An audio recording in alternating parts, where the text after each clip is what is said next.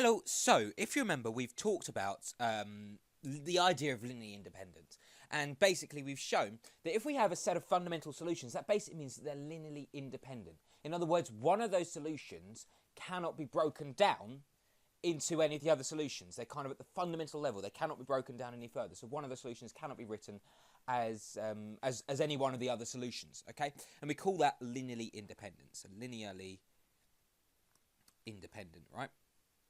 Now, the next logical question is, so that's what we were discussing in the last video. The next logical question is, well, okay, fine. If our solutions are fundamental, they're linearly independent. I get the whole idea of linear independence and stuff like that.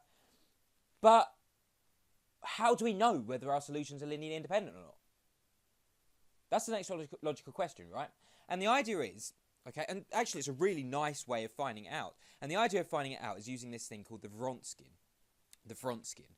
And the Wronskian, all it is just a special determinant of a certain type of matrix. And it's a determinant of what's known as the fundamental matrix. So in other words, if you have, the idea is that if you can form a matrix of your solutions, all right, then if you take the determinant of that, that's known as the Wronskian, okay? And if they're linearly independent, the idea is that that Wronskian is not equal to 0 if that's linearly independent, all right? But I'm going to go through it. That's kind of the basic idea of this video and what we're going to be talking about.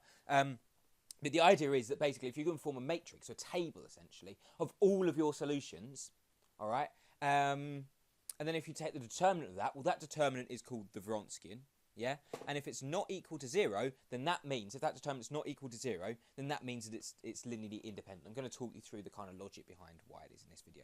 Okay, so first of all, how are we going to form the matrix of our solutions?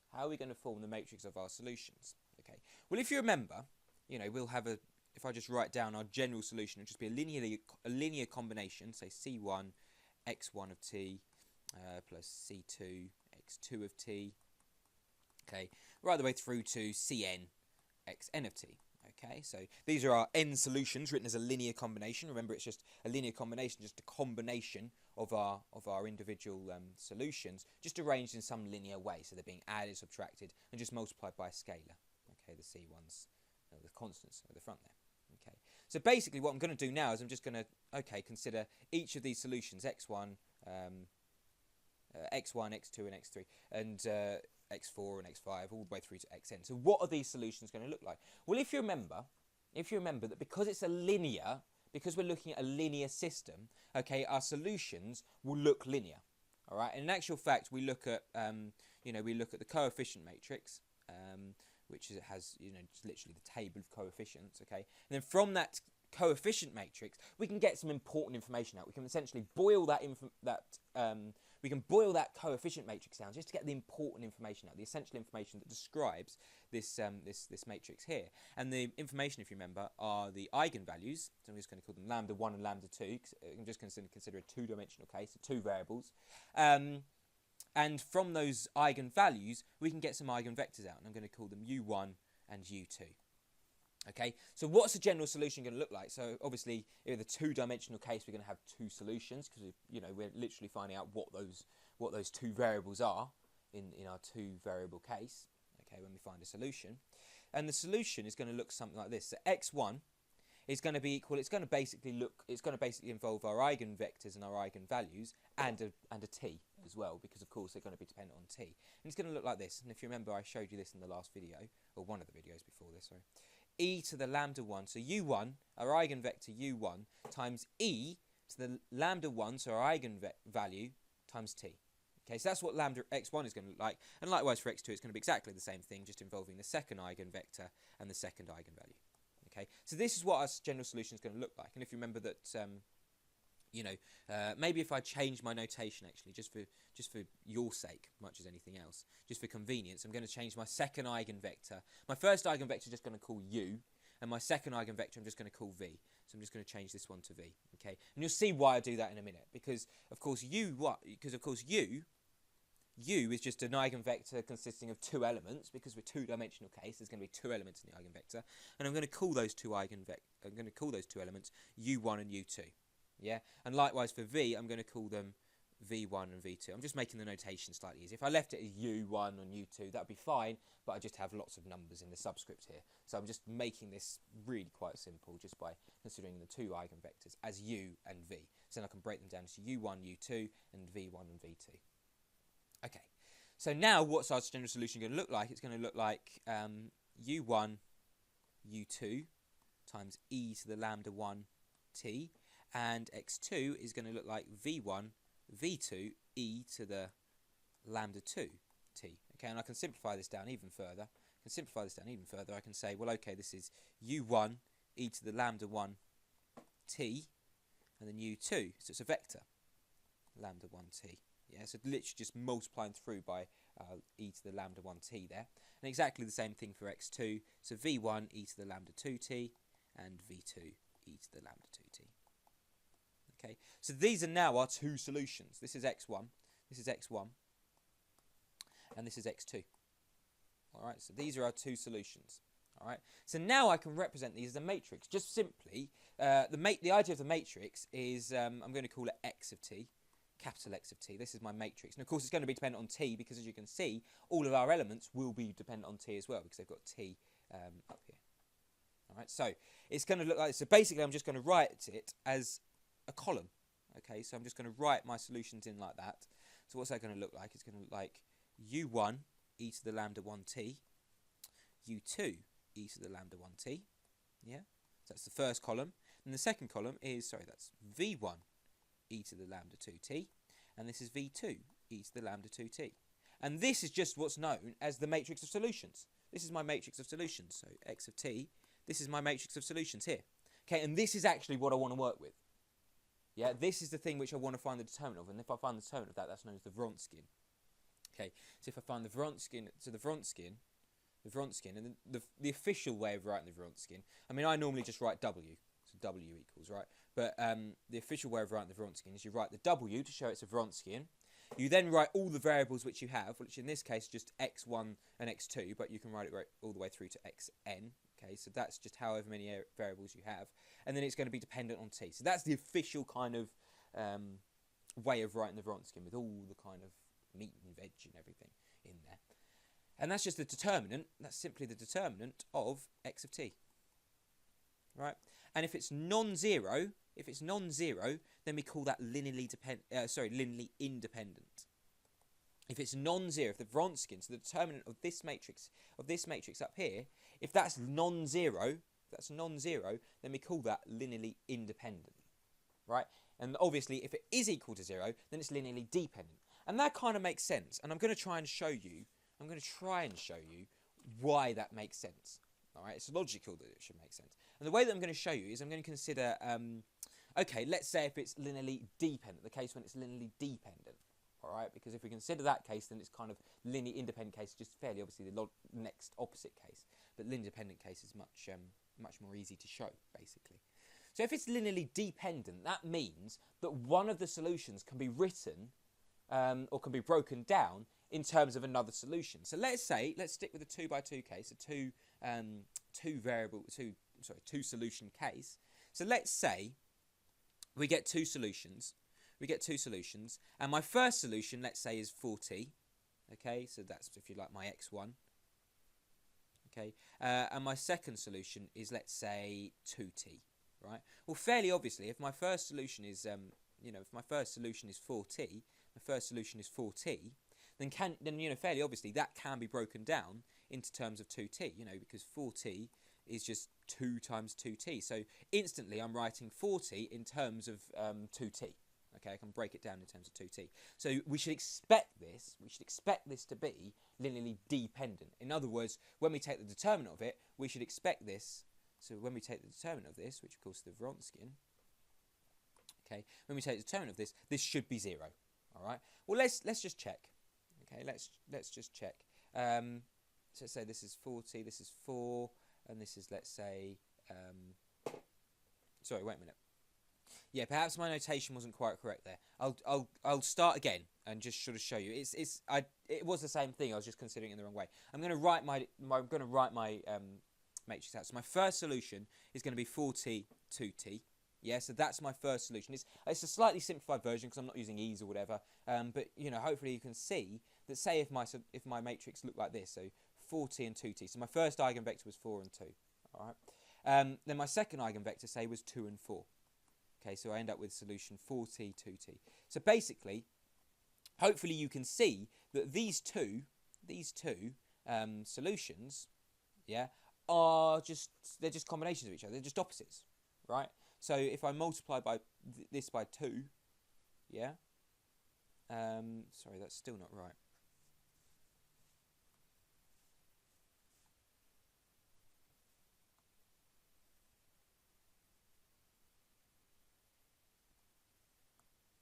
Okay, so let's say that we have a solution. Let's say we have two solutions. Let's say that x1, I'm going to simplify it now. I'm not going to include e's to the t's or whatever. I'm just going to write, or shall I write e's to the t's?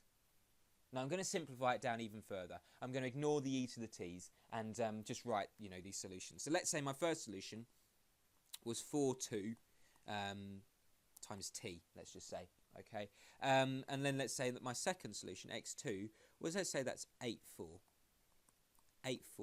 times t, right? So hopefully you can automatically see that these two solutions are linearly dependent, right? So I'm considering the linearly dependent case now, and hopefully you can see that these two solutions are linearly dependent on each other, because 4t, you know, if I consider just the eigenvectors, so 4t and 8-4, yeah, hopefully you can see that I can get to the second eigenvector just by multiplying by 2, which basically means the second eigenvector can be written as a linear combination as the first eigenvector. All right, so let's just write the fundamental matrix and see what happens. So my fundamental matrix, sorry, not my fundamental matrix, but my matrix of solutions.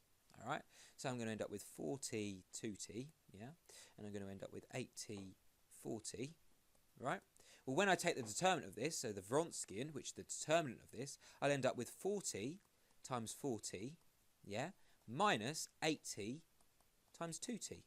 So that's 16t minus 16t, that's 0. So that's fairly obvious, you know, that should happen, because if they can be written as a linear, you know, if one solution can be written in terms of the other solution, yeah, then that means that we're going to get cancellation. Because essentially these two eigenvectors are the same. Because remember that an eigenvector can be any multiple, okay? I can take any multiple of this eigenvector and it will still be that eigenvector. Yeah, so the fact that I've just multiplied this eigenvector by 2, you know, if I take any multiple of the 4-2 eigenvector, in fact, I could probably reduce this down to 2-1 even, okay? And it will still be the same thing. But, you know, in fact, I can take 2-1 and just test. So say if this was now 2-1, well, this 8-4 eigenvector is still a multiple, so it's still the eigenvector 2-1. It's just in a different clothing, if you like. So just change this to 2-1, say, just to kind of really demonstrate my point. Okay. Well, this is going to be 4t times 2t now. Sorry, the other way around. 2t times 4t. Yeah, 2t times 4t. I'm just taking the determinant now. So this is, just get rid of that, just to show you. Okay, so this is now 2t multiplied by 4t. Multiply those two things together. 2t times 4t. Okay, minus 8t times 1t. Minus 8t times 1t. Okay, so this is 8t minus 8t. That's going to be 0 again. So essentially, you know, hopefully I've demonstrated my point now, perhaps with a slightly contrived example, but still you can hopefully see the point. That if they're linearly dependent on each other, then you're going to get cancellation. Because you know, the eigenvectors are literally going to be the same. Right? They're literally going to be using the same eigenvectors, which means that we're going to get cancellations happening. Right? And, you know, hopefully you go away and try and see this with more complicated examples. So basically, if they're linearly dependent, then because one of the solutions can be written in terms of the other solutions, right, those solutions are going to cancel. And so therefore, that cancellation will result in a determinant that is 0. Okay, so in other words, the Wronskian is going to be 0. All right. Whereas if they're linearly independent, it means that any one of those solutions cannot be written in terms of any of the other ones. So therefore, we're not going to get any cancellations. So therefore, we're going to get the determinant is not equal to 0. There's going to be no cancellation. It's going to end up with a number. Okay. So it makes sense that if we form a matrix of all our solutions, and we want to, you know, if we want to determine whether the solutions are linearly independent or not. Okay, because that will determine whether they're fundamental. If we want to determine that, then we just form a matrix of our solutions. We then take the determinant of that, which is called the Wronskian. If it's not equal to 0, it's linearly independent. If it is equal to 0, it's linearly dependent. Okay, hopefully that makes sense now. Right? And in actual fact, we can go a little bit further, and we can look at this thing called, for initial conditions. So essentially, the whole idea of this is that what we're trying to show is that a system will always have at least one set of fundamental solutions. So remember what a fundamental solution is. Remember I tried to demonstrate what a fundamental solution is by, geometrically. If they're linearly independent, so fundamental solution implies that they're linearly independent, right? So fundamental solution implies that the solutions are linearly independent, means that one solution cannot be written in terms of any of the other solutions. Well, an example, that basically means that I tried to show with the vector case in the last video that you cannot, if you write the solutions as vectors, then you cannot break them down. So you cannot break them down in terms of any of the other vectors. So let's say this is the x, y, z plane. All right. So if I want to represent x1, then that would have to lie in its own plane. And likewise, x2, I'd have to lie in its own plane. x2. And if I'd have to represent x3, that would have to lie in its own plane.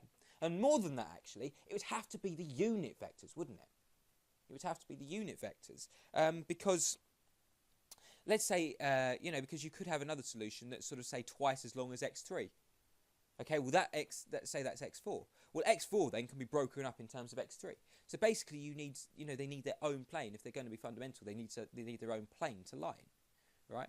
Now, if I sort of, just to try and demonstrate my point, maybe if x3 now was going to lie in this xy plane, x3, well, fairly obviously, you can break it up into parts of x2 and x1. Yeah? So basically, in order for them to be fundamental, truly fundamental, they all need to lie in their own plane, if that's how you want to visualise it geometrically. So hopefully that makes sense.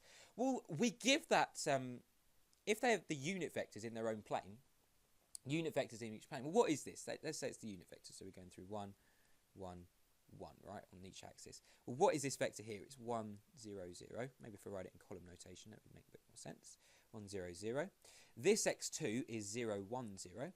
And this x3 is 0, 0, 1. Okay? And we actually call these the standard basis vectors.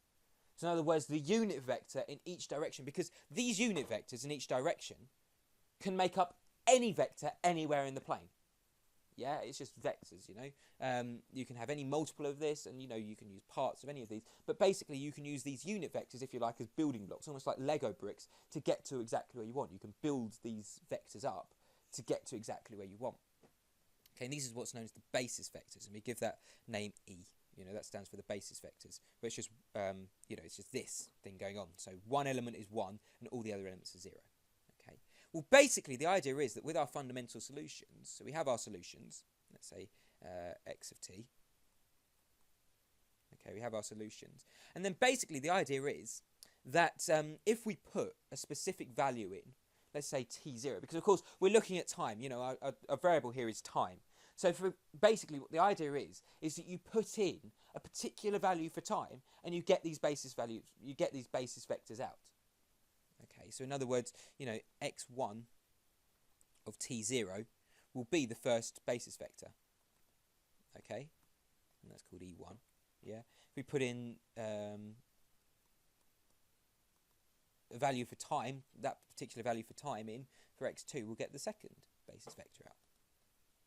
Right, that's called E2. I do look at this in more detail in another video, so, if you're only just kind of getting this, then we can go right the way through to xn t0. If you're not only just getting this, it doesn't truly matter. We're going to look at this in more detail in another video. Okay, so that's the last basis vector, so that's en. Yeah, so hopefully that just makes sense. Basically, the idea of this is just showing that the system will always have at least one set of fundamental solutions.